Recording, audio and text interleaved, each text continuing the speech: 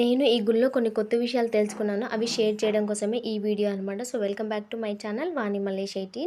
ఈ queue line అనేది first Balaji దర్శనం అయిపోయిన తరువాత కొంచెం గుడి లోపలికొస్తే ఈ క్యూ లైన్ శివుడి దర్శనం కోసం అనమాట. ఫస్ట్ అయితే బాలాజీ దర్శనం చేసుకోవాలి గుడి లోపలికొచ్చిన తర్వాత. దాని తర్వాత శివుడి దర్శనం కోసం ఇట్లా క్యూ కట్టి దర్శనం అయిపోయిన తర్వాత ఇక్కడ ఖాళీ ప్లేస్ ఉన్నది. మంచిగా కూర్చోవచ్చు ప్రశాంతంగా. ఏమన్నా తెచ్చుకుంటే తినొచ్చు కూడా. బట్ ఇక్కడ కొందరు ప్రసాదాలు పంచి పెడతారు. అవి చూసుకోండి, కొంచెం షాప్స్ ఉన్నాయి కదా అని షాపింగ్ చేయకండి. మేము అలాగే చేసినాము, అందుకనే మాకైతే ప్రసాదం దొరకలేదు. దేనికైనా అదృష్టం ఉండాలంటారు కదా. సో ఎనీవే మాకైతే దొరకలేదు, బయట కొనుక్కున్నాము. అది అనమాట. ఇక్కడ కొబ్బరికాయలు కొట్టడం కూడా ఎలా అంటే, ఫస్ట్ కొబ్బరికాయలు తీసుకునేటప్పుడు కూడా చెప్తాను మీకు, తెలియదు నాకు అది. నేను తెలుసుకున్న కొత్త విషయం అది. కొబ్బరికాయలతో పాటు అగరబత్తులు, పసుపు, కుంకుమ ఇవైతే ఇవ్వలేదు. ఆవిడని అడిగితే ఇవ్వరు, ఇక్కడ దేవుడికైతే పెట్టరు అన్నాడు. నాకు కొంచెం వింతగా అనిపించింది. అదేంటి, తెలుగు దేవుడే కదా ఎందుకు పెట్టారని. సో లోపలికి వెళ్ళిన తర్వాత తెలిసింది. లోపలికి వెళ్ళినాక ఒక ప్లేస్ దగ్గర కుంకుమ పెట్టారు. సెల్ఫ్గా ఎవరికి వాళ్ళే పెట్టుకోవాలి. కుంకుమ పెట్టుకొని ఒక చిన్న గది ఉన్నది. ఆ గదిలో దేవుడి ఫోటో ఉన్నది. అక్కడ మనం కొబ్బరికాయలు కొట్టాలి. కొబ్బరికాయలు కొట్టిన తర్వాత మర్చిపోయాను, కొబ్బరికాయలతో పాటు తులసిమాల, పువ్వులు కూడా తీసుకోవాలి. వాళ్ళే ఇస్తారు. కొబ్బరికాయ, తులసిమాల, పువ్వులు ఇవి తీసుకొని కొబ్బరికాయ కొట్టిన తర్వాత తులసిమాల, పువ్వులు తీసుకొని ముందుకెళ్ళాలి. అంటే దేవుడి దర్శనం కోసం.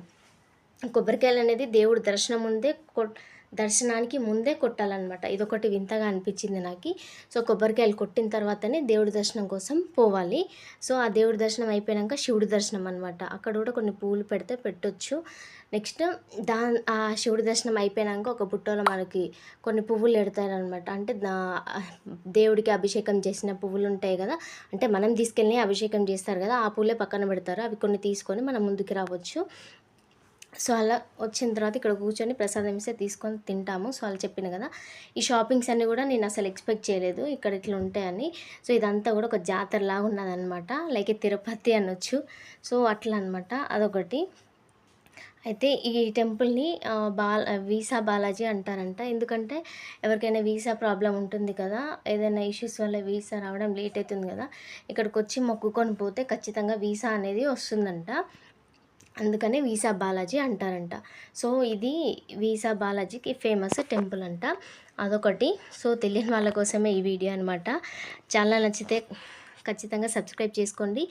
వీడియో కూడా నచ్చితే లైక్ చేయండి. ఎవరికైనా తెలియని వాళ్ళ కోసం షేర్ చేయండి. ఫైనల్గా మాకు ఇక వెళ్ళిపోయే టైం అనమాట.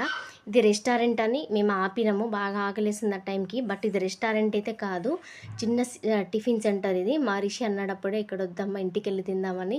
వాడికి ఏమనిపించిందో ఏమో కానీ వాడు అన్నట్టుగానే ఇక్కడ కొంచెం నచ్చలేదు అసలే. బట్ ఆపినాం కదా, ఆకలేసిందని ఆ టైంకి ఇక తినాలనిపించింది, తీసుకొని వెళ్ళిపోయినాం. Bye bye.